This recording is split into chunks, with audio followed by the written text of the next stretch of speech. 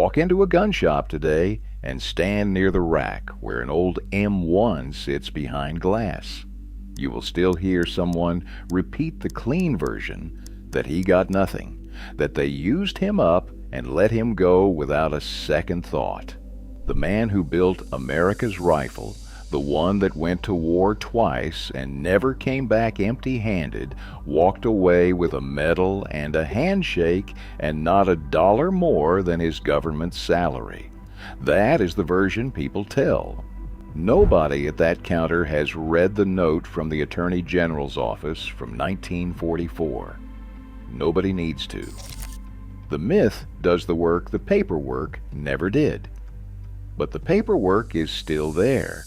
And what it says about John Garand and about the country that paid him is stranger and colder and harder to be angry about than the story at the gun counter will ever admit. His name was John Cantius Garand, and by 1941, half of Springfield, Massachusetts could tell you how to say it wrong. He came from a Quebec farmhouse with 11 brothers and sisters, from a tool-making shop in Providence, Rhode Island, where his hands were already trained on precision machine work before most men his age had settled on a trade. By the time he walked into Springfield Armory in November of 1919, he was already the kind of man other machinists stopped to watch. In January of 1936, he signed over every patent on the rifle to the United States government. There would be no private company, no manufacturer's contract, no royalty check arriving each quarter. He had traded ownership for a government paycheck, and in 1941, that trade was about to be tested in front of Congress. Colonel G. H. Stewart had been pushing since 1939 to get Garand paid for what the rifle had already proven itself to be. Stewart had watched the design come together piece by piece, the gas system, the 8-round clip, the machine work that turned Garand's stubborn instincts into a rifle the Army could actually issue. He had watched Garand solve problems the Army's own ordnance officers had given up on, and he believed the country owed this man something beyond a civil service title and a pat on the back. On July 9, 1941, Representative Charles Clayson introduced the bill into the House. $100,000 described plainly as additional remuneration for services the government had already technically covered with a salary. Somewhere in Washington, a clerk filed the paperwork next to 100 other private relief bills nobody outside their own districts would ever hear about. Picture that House chamber the week the bill came up. No cameras, no fanfare, just a number on a page, and men deciding whether an inventor's work was worth $100,000 of the Treasury's money in a year when every dollar was already being fought over for a war that had not officially started yet. The men in that room knew the rifle. Some of them had watched demonstrations. Some of them had read the reports from the field. They knew what Garand had produced, and they had the bill in front of them. And they still had to decide whether what he had already been paid was enough, or whether the country owed him something the salary had never been designed to cover. Back in Springfield, none of that ceremony reached the shop floor. Garand kept working. That is the part people forget. While Congress argued over what he was owed, he was still at his bench, still running gauges, still solving the same production problems that had made him valuable in the first place. His salary told its own story. He started in 1919 making $1,800 a year. By 1942, he was earning $8,000. Not a fortune, but real money. And by wartime, civil service standards close to the ceiling. He was not a forgotten man in a forgotten shop. He was the highest paid engineer at Springfield Armory, and everyone who mattered in that building already knew it. Stewart knew it too. He had filed the bill anyway because he believed The salary and the debt were two different things entirely. Congress did not agree. The bill died quietly. No dramatic speech killed it. No rival stood up to attack Garand's character. It simply did not get the votes, and it disappeared into the same pile as every other private relief bill that year.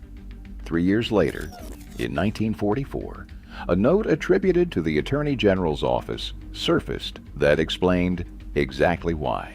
It confirmed, plainly, that John Garand had been one of the highest paid men at the Armory for his entire career. He was not underpaid, and he was not overlooked. He was paid consistently at a level the government considered fair for critical wartime work, year after year, without complaint on either side.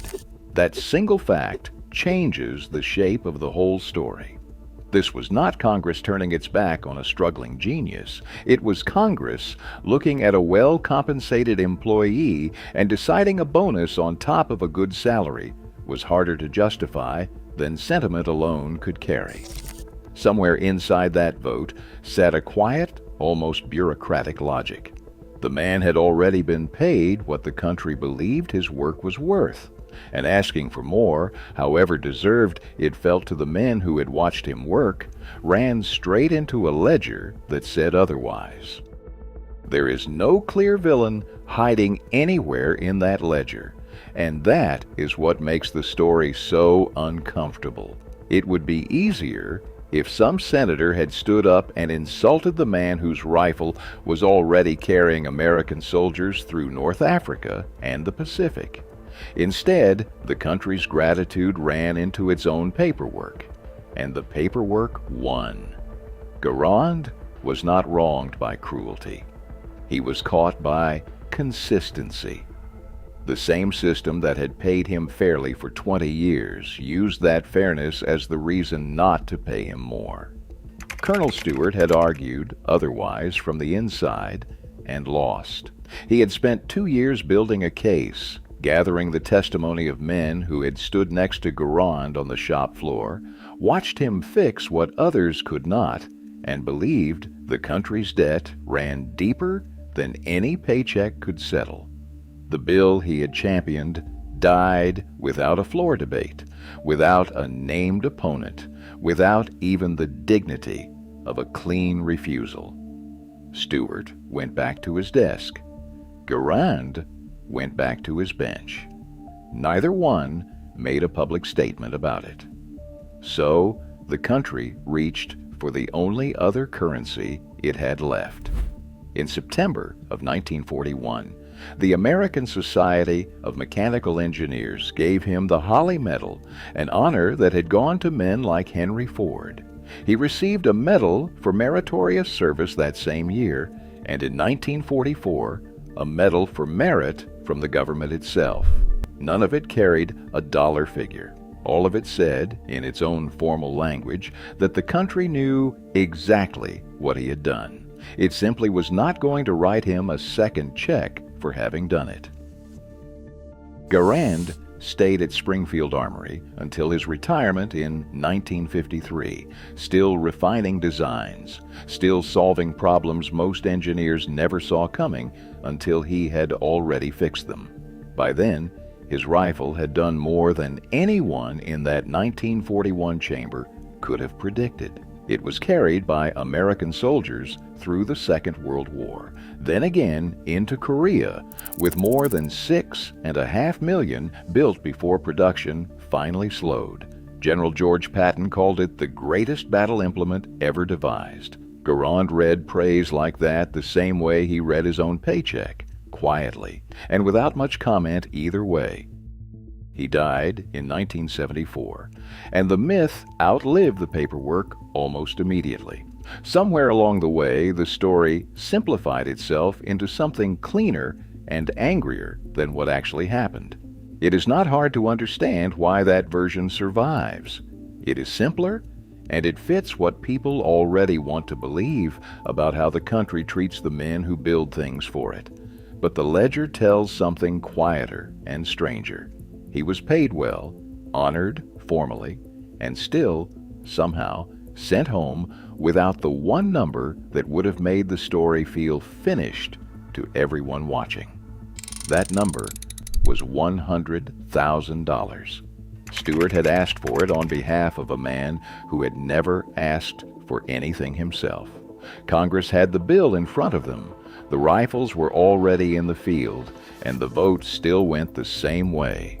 6.5 million rifles later, the man who built them never saw it. Whether the debt was settled is the question the paperwork answered, and the gun counter never will.